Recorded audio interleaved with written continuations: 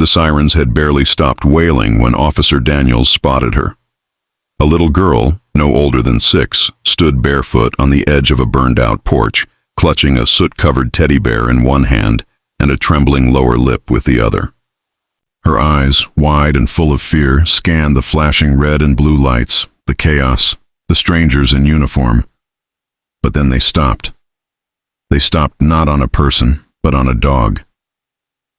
A German shepherd, muscled, alert, trained to detect danger and protect lives, stood beside Officer Daniels. His name was Thor, but in that moment, to the little girl, he was something else entirely. He was safety. Before anyone could stop her, the girl ran. She didn't run away, she ran toward the dog. Officers moved instinctively, ready to intervene. But Thor didn't flinch. He simply sat down, tail gently swishing, ears relaxed. The girl fell to her knees and wrapped her small arms around his neck, burying her tear-streaked face in his fur. The yard, once crackling with radio chatter and emergency protocol, fell completely silent. Officer Daniels blinked. "Thor, stay," he murmured, though the dog clearly had no intention of moving. "She hasn't spoken since we pulled her from the fire," whispered a firefighter nearby. "She hasn't said a single word."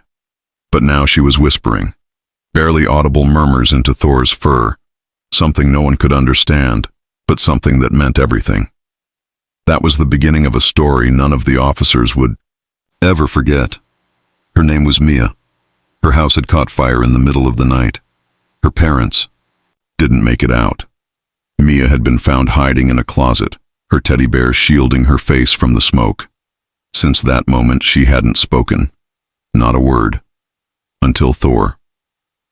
Child Protective Services placed Mia into temporary foster care, but something lingered in the hearts of the first responders who'd found her, especially Officer Daniels.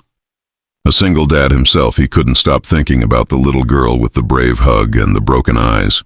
Neither could Thor. Whenever they passed the area, Thor would whimper and stare out the window, his ears perked, as if waiting to see her again.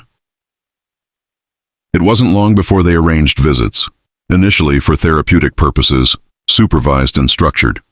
But what started as a form of emotional support soon grew into something deeper.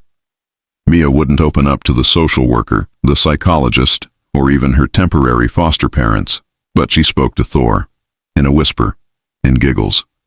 Eventually, in full, flowing sentences, while running her fingers through his fur. The officers watched in awe as Mia began to heal, not through the typical methods, but through the silent understanding and unshakable presence of a police dog.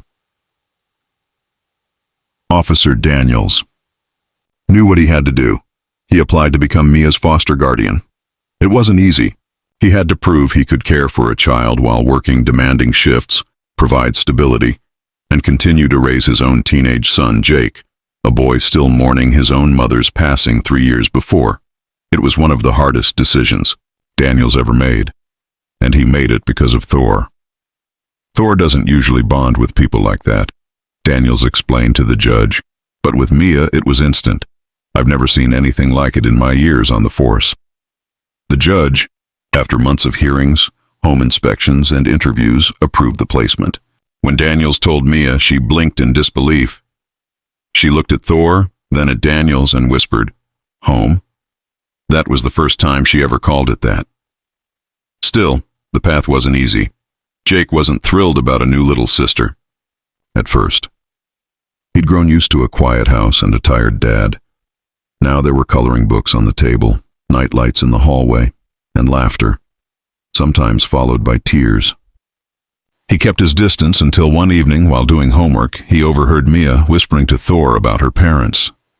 "I don't know why they didn't wake up," she said, clutching her bear. "Maybe they're mad at me." Jake stood frozen in the hallway.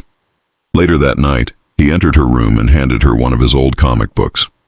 "They weren't mad," he said quietly. "I used to think the same thing about my mom." From that night forward, they were siblings, not by blood, but by pain, love, and healing. Months turned into a year. Mia's speech returned. Her eyes brightened and she began attending school. She even helped out at the K-9 unit on weekends, handing out water bowls and playing fetch with the off-duty dogs. Thor, officially retired from active duty, had a new mission now, being Mia's guardian. Though no longer wearing the vest, he still carried the weight of his service in the most important way possible. And then one day, something happened that brought every officer in the precinct to tears. It was the department's annual community day. Officers gave tours, handed out badges, and introduced kids to the K-9 unit. At one point, Mia climbed the stage for the talent portion of the afternoon, holding a small note card in her hand. Daniels didn't even know she had signed up. She stood before a crowd of hundreds, and Thor sat at her side.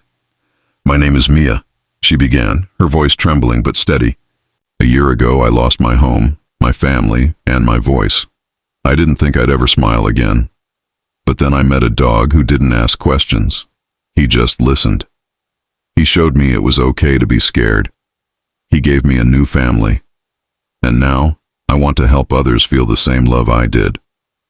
She reached down, patted Thor's head, and looked at Officer Daniels. "He's not just a police dog, he's my hero." The crowd erupted. Officers stood, many wiping tears from their eyes.